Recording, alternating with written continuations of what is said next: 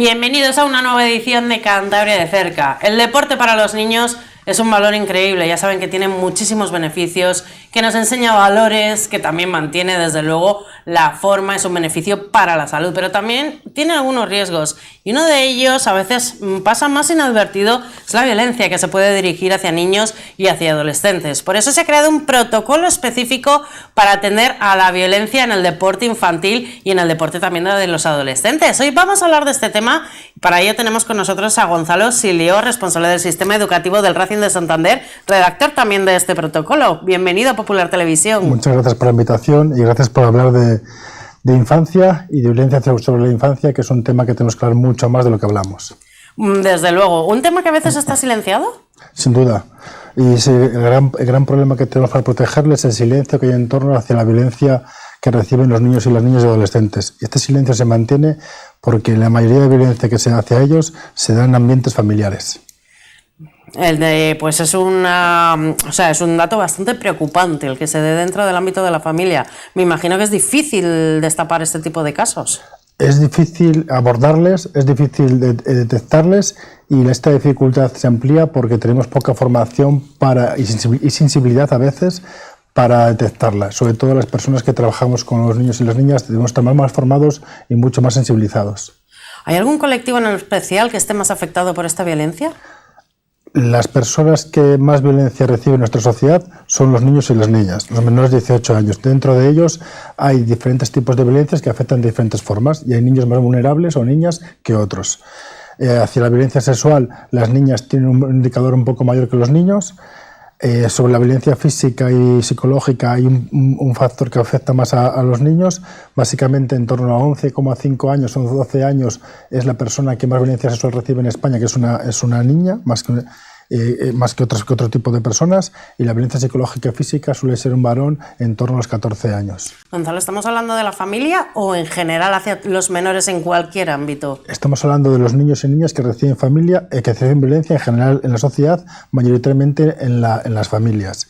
Hay que puntualizar algunas cosas, porque la investigación da estos datos, pero avisa de que no tienen datos reales de lo que ocurre con los niños menores de esta edad.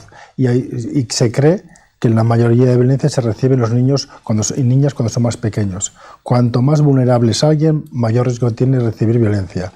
La violencia se da mayoritariamente entre un 75%, 78% hasta un 86%, siempre en el entorno de seguridad, que debería serlo, de los niños y las niñas, y esta violencia la suele ejercer un varón conocido de la víctima siempre. Es curioso, es un drama, pero desde luego sí que es llamativo el que casi siempre sea un varón. Sí, esto es un indicador muy fiable que se repite muchas veces. Es un varón conocido por el niño y la niña mayoritariamente, y en el 96% de los casos, 94-96, es siempre un hombre el que ejerce la violencia. Cuando hablamos de violencia nos estás mencionando diferentes tipos de violencia. ¿En el protocolo abordáis todos estos tipos? El protocolo tipifica las violencias que están demarcadas en la Ley Integral de Protección de la Infancia y la Adolescencia frente a la violencia. Esta ley tipifica 3 niveles de violencia generales y se llegan a describir hasta 15 niveles de violencia, que son los que sufren los niños y las niñas en nuestro país, en nuestra ciudad, en nuestros barrios y en nuestros equipos. Y los más llamativos los has comentado, pero ¿alguna violencia que pasa desapercibida, algún comportamiento del que a veces no seamos conscientes y que se considere violencia? La violencia más generalizada y la que menos somos conscientes es la negligencia. No recuerdo el autor, pero sí que recuerdo un libro que es Educar a la Pantera, y él explica que a veces somos muy beligerantes o normalizamos mucho el entender que como niño o niña tu padre o tu madre no te quieran y no te protejan. Y esta forma de violencia que está cercana a la negligencia es una violencia que tiene consecuencias graves en el desarrollo de las personas. Hay violencias que son muy fácilmente detectables. La física, por ejemplo, es muy fácilmente detectable, pero hay otras, como la negligencia que comentabas ahora, que es mucho más difícil de abordar. ¿Dónde está el límite que se considera negligencia? Está tipificado por ley, no hay ningún problema para saber lo que es violencia y lo que no. Obviamente no lo explicamos todas, pero está recogido en el texto legal y no solamente en la OPIV, sino en otras leyes, y está claro lo que es negligencia. Una persona que es padre o madre o que tiene bajo su cargo menor tiene que garantizar sus cuidados mínimos y no vulnerar sus derechos básicos como niño o como niña. A partir de ahí, todo lo que pongan entredicho esto es violento. Sí, pero por ejemplo, que tu padre no te alimente es evidentemente un maltrato. Por supuesto. Que tu padre no te dé un abrazo. Obviamente no se puede cuantificar el tipo de abrazo, porque ahora el abrazo puede ser incluso agresivo en algún momento, depende de cómo sea el tipo de abrazo, pero que no haya unas figuras de apego y de afecto sí es un tipo de violencia. El protocolo aborda la violencia también en la familia, pero también en el deporte, también practicando deporte, por ejemplo. Es algo muy común en los niños y siempre se intenta que se practique algún deporte. Dentro de la ley hay diferentes apartados porque la ley intenta proteger y disminuir los niveles de violencia que son exorbitados de lo que pensamos. Seguramente nadie sospecha el drama real de lo que se supone y además se conoce poca. Eso lo hemos dicho antes, es importante tenerlo siempre en el foco. Y luego dentro de la ley hay tipificaciones específicas para aquellos lugares donde hay niños y niñas. Uno es el deporte. De hecho, mayoritariamente cuando pensamos en deporte, y además deporte federado, creo que es un 8% más o menos la población española que hace deporte federado, mayoritariamente suelen ser niños y niñas. Que cuando hagan deporte siempre les apuntemos a un deporte federado, ya cambia el tipo de deporte y el valor de deporte. La actividad física siempre es positiva. El ejercicio suele ser positivo si está pautado y si la persona que desarrolla el ejercicio es consciente de cómo quiere hacerlo y llevarlo. Si te ponen un ejercicio ya no es tan beneficioso. Y cuando el deporte es hacer una actividad física solo para tener un rendimiento, ahí los valores que ponemos en juego son otros. Con lo cual, los niños y las niñas tienen que hacer actividad física siempre. ¿El ejercicio les viene bien para mejorarlo? Siempre. ¿El deporte es la mejor forma para desarrollar actividad física y ejercicio? A veces no. A veces no. Te pongo un ejemplo muy claro. Cuando una niña va a hacer deporte, si está parado porque tiene que escuchar la explicación de un entrenador o entrenadora, si está parado porque hace un ejercicio, en vez de estar desarrollando, le está escuchando, o tiene que trabajar en un aspecto táctico o estratégico, igual si miramos el tiempo que se ha movido en la carga de entrenamiento, ni siquiera tiene el nivel mínimo de actividad física. ¿De acuerdo? Con lo cual es importante tener en cuenta de qué estamos hablando para saber qué valores tiene. Pero de entrada, hacer actividad deportiva es muy bueno siempre. Siempre y cuando no se dé un entorno en el que haya ningún tipo de violencia. Cuando hay violencias, hablamos de otro tipo de cosas. En el protocolo que habéis presentado, bueno, adjuntaba diferentes informes que intentan abordar este tema para dar a conocer un poco la situación de los menores y la violencia. Uno me ha llamado mucho la atención, el del informe CASES del año 2022, en el que habla que dentro del mundo del deporte la principal violencia que se da es la psicológica. Hay mucha presión. Sin duda, y además esta presión aumenta con el rendimiento deportivo. Este informe se ha hecho en Europa, en varios países, entre ellos España, y los resultados son muy concluyentes de la radiografía de qué violencias se dan en el deporte. Solamente hay una violencia que se da más en el deporte que fuera de la sociedad, que es la violencia física. Pero la violencia psicológica es parte muy asumida o normalizada dentro del ambiente deportivo. Esta violencia psicológica suele aumentar con la presión por los resultados. Y el que un niño o una niña esté trabajando, trabajando es una palabra que para un niño y una niña no deberíamos usar para cuando hace deporte, que esté entrenando, que esté jugando a una modalidad deportiva que sea con una exigencia deportiva alta, incrementa sus riesgos de sufrir violencia, entre ellos la psicológica, pero también la física y la sexual. ¿Y el deporte competitivo puede ser malo para los menores? La competición nunca es mala si va acompañada de otras cosas. Cuando jugamos al parchís hay una competición y si esa competición no tiene sentido, a veces abandonamos el juego. El juego implica una competición. Cuando solamente importa la competición y el resto del proceso pierde peso en la experiencia, esas experiencias dejan de ser tan óptimas y se justifica todo por un fin, que suele ser el resultado deportivo.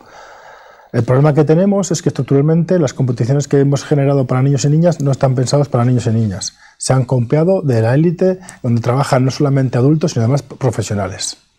Sí, de hecho lo vemos, por ejemplo, en las Olimpiadas hay disciplinas que son prácticamente dedicadas a menores. Además, me llama mucho la atención, como gimnasia rítmica, son menores de edad los que participan. Se les está sometiendo a un proceso como si fuese un adulto, que hay adultos que no lo pueden soportar psicológicamente. Este tema que hablamos hoy, que es el 2024, empieza a hacerse mundialmente abordado por las prácticas negligentes y las presiones y violencias que han recibido niños y niñas en supuestos programas de entrenamiento olímpicos. Y estas disciplinas que has citado son algunas de las que tienen una exposición más prematura. También ahora pasa con el skateboard, que es la campeona olímpica tenía 13, 14 años. Se han adelantado los procesos. Hay que tener en cuenta que cuando adelantamos los procesos en el mundo del deporte, son niños y niñas que no pueden ser profesionales, pero hay siempre un entorno que al final comercializa su forma de jugar a este deporte. Con lo cual son unos riesgos que estos niños y niñas, la mayoría de sus casos, no están preparados para asumir. Es decir, hay intereses por detrás para empujar a estos niños a que compitan en estas categorías. En todo el deporte, incluso en el amateur, hay un interés comercial. Y hay alguien que de alguna forma también tiene una evolución comercial, como es lógico, porque asumimos responsabilidades. Cuando hablamos de rendimiento, este interés comercial de alguna forma también se aumenta. ¿Y hasta ahora hemos tenido tolerancia a este tipo de presión? Mucha tolerancia, sí, claro que sí. La cultura deportiva hay una parte que es muy tóxica que permite que haya violencias. Hay que cambiar esta cultura para desterrar estos comportamientos violentos, que cuando hablamos de comportamientos hablamos de personas.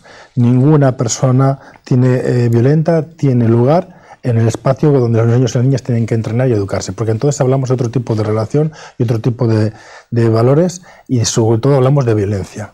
Hemos sido tolerantes porque pensábamos que era lo que había que hacer para desarrollar personas, pero si tú miras la evidencia científica de cómo desarrollar a una persona para que sea su mejor versión, en ningún lado se justifica ningún tipo de comportamiento violento, nunca. Si fuese así, los tendríamos en nuestros ambientes laborales también. Obviamente no es así. Es el buen trato y el bienestar de la persona lo que garantiza que sea en su mejor versión en el rendimiento deportivo que sea. Pero luego llama mucho la atención, por ejemplo, las familias. El tema de las familias, y lo hemos visto mucho en el fútbol, con los niños, las familias manteniendo discusiones, ya no hablo de peleas, pero insultando desde la grada, discusiones entre ellos, hacia niños, hacia árbitros. Este es un comportamiento violento. Aquí me saltas de foco y es importante también remarcarlo. Estábamos hablando de los que somos responsables en la actividad deportiva, que tenemos que trabajar de una forma muy acotada según la ley. Somos personas con contacto habitual que hemos asumido responsabilidades de educar a un menor de edad. Con lo cual no entrenamos con profesionales ni con deportistas. Entrenamos a niños y niñas, con todo lo que supone de su protección legal. En el deporte de niños y niñas hay un nuevo factor. Un nuevo factor que ha cambiado en los últimos 25 años. Hay más espectadores que nunca. Y hay personas que se comportan como hinchas. Estas personas que se comportan como hinchas, además, son padres y madres de los protagonistas, con lo cual es un factor complicado de intervenir. Y las personas que somos responsables de actividad deportiva muchas veces no tenemos competencias con estos espectadores, que si son padres y madres sí las tenemos.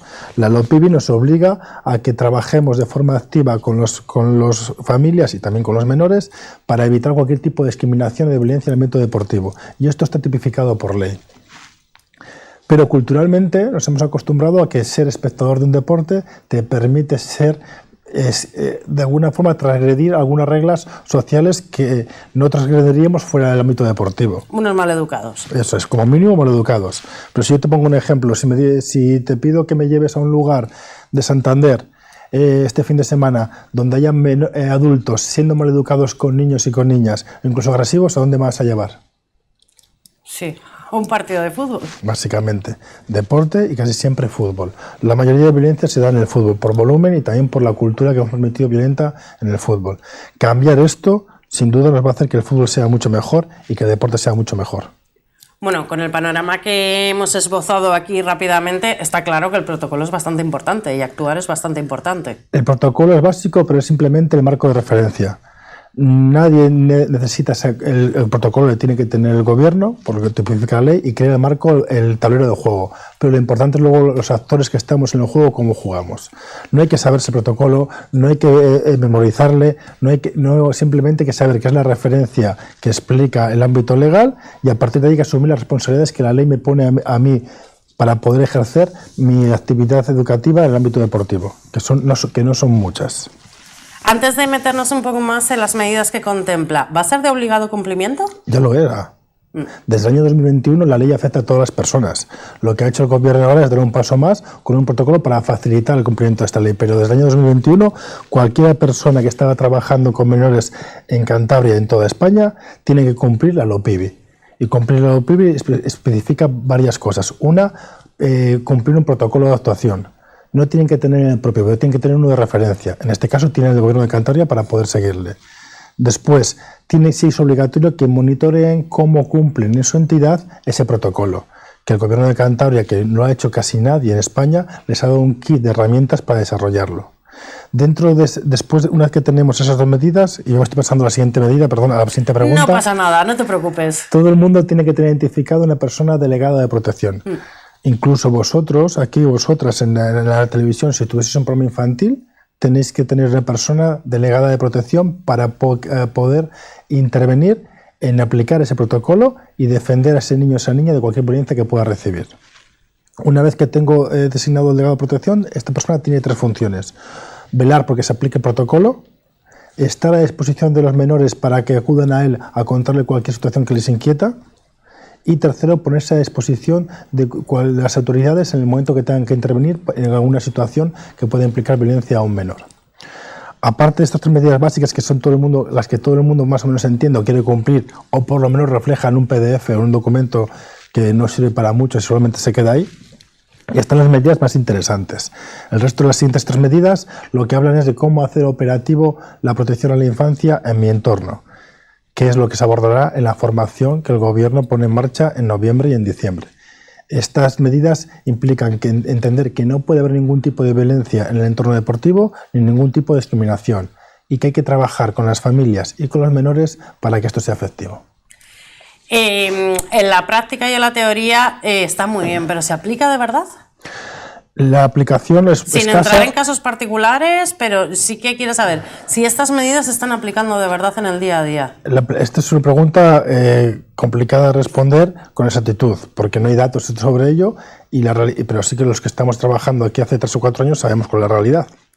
Y la realidad es que se desconoce la ley, que se desconozca no quiere decir que no tengas que cumplirla, que luego hay un porcentaje de personas que la cumplen de forma muy oficiosa, es decir, tienen el documento para justificar en el caso que ocurra algo, lo están cumpliendo, y también hay una realidad muy positiva, que hay un porcentaje cada vez mayor de gente que es entusiasta incluso en el cambio del deporte para que sea un lugar seguro para los menores. Y ahí hay que remarcar la figura como el Racing, por ejemplo, que es referente, y otros clubes similares que son referentes y bandera para cambiar cómo tratamos a los niños y a las niñas en el deporte. Las federaciones también se tienen que sumar, todas tienen protocolo y tienen delegado, posiblemente pongan en marcha más acciones y han hecho alguna. Aquí en Cantabria la Federación de Fútbol ha hecho alguna acción, también la de tenis y la de rugby, que conozca yo, y están poniendo, no solamente cumpliendo la ley, sino poniendo en marcha mecanismos para que todas las personas que tienen federadas cumplan con ella y además la disfruten. Porque lo vemos como una obligación y una imposición, pero es que qué mejor valor puede tener el deporte que garantizar que es un lugar seguro, protector y de bienestar para los niños y las niñas. Ahí realmente cumpliremos los valores que pensamos que tiene el deporte. Porque este delegado de protección no es una persona que venga a molestarnos, es una persona que viene a ayudar, que está ahí para ayudar. Claro, es una persona que su función esencial es velar porque los que trabajamos en el deporte cumplimos de verdad con que ofrecemos a los niños un buen trato, y que esto es obligado por ley. La ley obliga que para trabajar con niños y con niñas en España tienes que dar un buen trato. Y no es una obligación altruista, que ya podría serlo, y ética, y moral. Es una obligación también basada en todas las investigaciones científicas en que explican cómo es la mejor forma de educar a una persona. Además, también la ley nos obliga a que los lugares generen bienestar. Si yo hago una actividad deportiva y no genero un bienestar, no estaré cumpliendo con los valores sociales que debe tener el deporte. ¿Este delegado puede ser alguien de los propios clubes, de las propias federaciones o viene de fuera? Puede ser una persona designada por el club, puede ser interna, puede ser externa. Y si hay un perfil idóneo de cómo puede ser, se recomienda a uno en el protocolo para que la gente pueda decidir, los clubes, quién es la persona más idónea. Puede ser interno o externo. ¿Y cuál es la mejor opción? Depende de la entidad. Para algunas es mejor que sea externo y para otras que sea interno. Pero lo importante es que sea conocido, reconocido y genere confianza para los niños y las niñas. ¿Y cómo es esa relación que tiene el delegado con los niños? Hay unas medidas que hay que implementar para cumplir con las disposiciones de la ley, que la básica es que tenga que estar accesible. Un número de teléfono, un email, una forma de contacto, un código QR, que todo el mundo sepa dónde puede acudir a él para contarle las cosas. Después, cuanto sea una persona más cercana y que quiera establecer relaciones de confianza con los menores, más efectivo es su trabajo. Estamos hablando de que es complicado de explicarle a otro adulto, cuando tienes 8 años, 6 años o 14 y quieres tener un rendimiento deportivo o quieres disfrutar de un deporte, ¿cómo le expliques a alguien que la persona responsable de ti no te trata bien? Es complicado explicar esto. Y además, esta violencia hacia la infancia se da por las jerarquías de poder que tenemos entre los menores y los adultos. ¿Cómo digo que me trata mal si es la persona que me tiene que poner a jugar o la que me ve todas las semanas entrenando? Estamos hablando que además en el deporte están situaciones de riesgo muy complejas, muy vulnerables. Vestuarios, donde los niños se desvisten y se visten. Viajes, concentraciones, espacios cerrados cuando nos dirigimos a los niños y a las niñas, contacto físico, son naturalezas normales en el deporte que pueden implicar riesgos. Y el delegado también actuará de oficio, me imagino, cuando vea una conducta inapropiada. Actuar de oficio, en la ley se tipifica y está explicado muy bien en 3 cuadros que tiene el protocolo, que además cualquiera que pueda hacer el ejercicio de comparar el protocolo que tiene el Gobierno de Cantabria con otros protocolos verá lo visual y pedagógico que es, las ventajas que ofrece. La ley en el artículo 15 y 16 explica esta actuación. No solamente el delegado, tú al ser adulta en España y tener que tener un ejercicio de ciudadanía responsable con los menores, estás obligada a notificar cualquier sospecha o indicio de que tengas de que un niño o una niña menor de edad está en riesgo de alguna forma. Eso cualquier ciudadano. Y la gente a veces esto lo plantea dudas, ¿no? Pero es como la misión de socorro en la carretera. Tú si ves una situación de peligro, estás en el deber de comunicarlo. Si no lo comunicas, tienes una falta por ello. En el caso en que has decidido trabajar en una entidad deportiva o educativa, porque estamos hablando del deporte, pero también afecta al ocio por igual y también a los centros escolares, con otras disposiciones específicas, en el momento en el que has decidido asumir esta responsabilidad, que esto es muy fácil, si no la quieres asumir, no trabajas con niños y con niñas, porque no trabajas con deportistas, trabajas con niños y niñas que hacen un deporte. ¿La has asumido? Tu deber está cualificado. Es decir, en caso de que un niño o una niña sufra violencia, tú tienes que tener la formación y los mecanismos para estar ahí, para detectarla y comunicarla. Y hay que recordar que la mayoría de violencia que reciban los niños y las niñas no se va a dar en el ambiente deportivo, se va a dar en sus familias, pero hacen contigo deporte. Lo que no puede ser que trabajen contigo años, meses o días en situaciones de mucha familiaridad y tú no detectes nada. Y hay niños y niñas que sufren violencia en nuestro territorio, mucha más de lo que pensamos. Y esto sería buenísimo que invitases a la gente que trabaja en asuntos sociales, que tienen los datos concretos, además están cerca de aquí, sí. Y si habláis con ellos os pueden dar la radiografía de la realidad de la violencia que sufren los niños y las niñas. Las violencias más graves que podemos imaginar o las más inmorales es muy probable que las esté sufriendo un niño o una niña. Y las violencias cotidianas que también tienen impacto y tienen un impacto grave en una persona en desarrollo, también las sufren niños y niñas. Estamos hablando de violencia en jerarquías de poder. Los niños son más vulnerables y dependen de los adultos. Pero ¿qué pasa cuando es entre iguales? ¿Cómo actúa ahí el delegado? Es otro tipo de intervención. Básicamente la ley busca intervenir en la violencia entre personas y básicamente la que ejerce un adulto con responsabilidades con un menor, pero también hay violencia entre iguales. Existe también, se denomina así, el bullying, el acoso en el ámbito deportivo, sí, que es diferente al acoso escolar, no tiene nada que ver, y esto es cuando hablamos de violencia a veces mezclamos las cosas. El acoso escolar está tipificado cómo se da y por qué y cómo hay que intervenir. El acoso que se da en el ámbito deportivo es diferente, aunque también se denomina acoso. No podemos mezclarlo y hablar de lo mismo. El acoso entre los equipos a veces se soluciona mejor que el acoso escolar, porque no están obligados a ir al deporte. Y entonces es más fácil, se solucionan, o se despeja el problema sacando a la víctima o sacando al agresor de la ecuación. Pero además también hay que tener se puede dar en deportes, claro, luego cada deporte tiene una forma diferente de relación. Los deportes individuales son de una forma, los deportes de equipo de otra forma. Pero sí que a veces, sobre todo en los deportes de equipo, este sentimiento de pertenencia al grupo hace que se proteja mejor a las personas. Pero se da. ¿Y sabéis dónde se da? Donde no miran los educadores. Porque delante de él o de ella no suele haber los problemas. Pero en vestuarios, pasillos, autobuses, redes sociales, es donde puede haber cierta violencia. Que cuando además hay una familia que solo piensa en el rendimiento deportivo de su hijo o hija de 11 o 12 años y genera presión, puede que aumente esta violencia entre iguales. ¿Cómo tiene que intervenir el delegado o delegada de protección en este caso? Exactamente igual que cuando detecta otra violencia.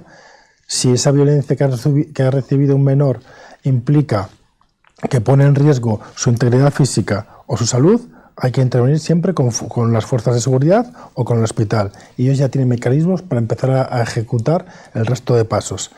Si no tenemos evidencias de que ponga en riesgo su integridad física o de seguridad, hay que hablar también con asuntos sociales. Y ellos también sabrían cómo intervenir después con este tipo de violencias. Esto luego pasamos a la parte ya legal, porque un menor de 13 años se imputa diferente a uno mayor de 13 años. Con lo cual estos son otros procesos que no tiene por qué saber el delegado. La obligación del delegado y del club es detectar y notificar. Gonzalo, nos quedamos sin tiempo, pero una última pregunta que te quería hacer. La sensación que me da desde fuera es que hace falta todavía mucha sensibilización. Sin duda, y este es el primer paso. Somos poco conscientes de cómo le afecta a los niños y niñas la violencia. Hay un centro en Harvard, que es posiblemente uno de los mejores centros que estudia los efectos del desarrollo de la infancia y que explica cómo le afecta a un niño que constantemente se le grite, se le juzgue, se le ponga en tela de juicio su valía y que se haga no solo un día, sino que se haga todos los días de forma continuada como un supuesto estilo educativo. En Francia existe un instituto que mide la violencia cotidiana educativa normativa, es decir, cómo nos hemos acostumbrado a que la violencia educa, y es todo lo contrario. Los efectos de la violencia de un niño y una niña en desarrollo, desde los 0 años hasta los 18, si son continuados, puede determinar su desarrollo cognitivo. Es decir, violentar a un niño continuamente, y hablamos de gritos, amenazas o violencia psicológica o física, o la combinación de ellas, si es parte del estilo educativo de la persona que tiene a su cargo, no solamente no le educa, sino que limita sus capacidades emocionales y capacidades cognitivas. Pues muchas gracias por haber venido a Popular Televisión, por habernos acercado este protocolo. Muchas gracias por haber estado con nosotros. El placer es vuestro, porque además hay que hablar más de esto, y la campaña del Consejo de Europa para mitigar sobre todo la violencia sexual es empezar a hablar. Y esto que estáis haciendo es sumarse a esta campaña, así que muchas gracias. Muchas gracias también a todos ustedes que nos han estado siguiendo. Esperemos haberos acercado a este tema, haber sensibilizado un poco y que sean conscientes del efecto que tiene la violencia en los menores, algo que hay que prevenir siempre. Recuerden que Cantabria de Cerca vuelve el próximo martes, como siempre, a las 10 de la noche, aquí en Popular Televisión.